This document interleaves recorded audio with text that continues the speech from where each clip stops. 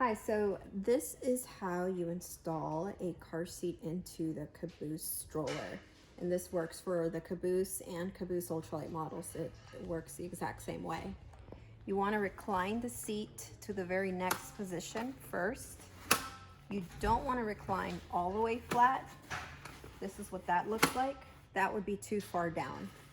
So first step is recline. Second step, you just simply want to nest the car seat into the stroller and the adapter, and you want to make sure it has it's nesting pretty evenly, where you don't see this and you don't see this. You kind of just want to be able to see a little bit of the top of the seat, a little bit of the adapter, and it looks comfortable.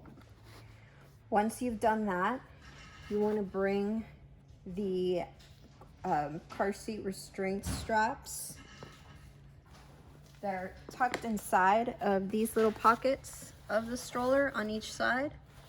When you do that, you just bring that over the car seat. The car seats sometimes have the seatbelt slots, so you can use those. And then you click in to adjust. The strap itself is adjustable.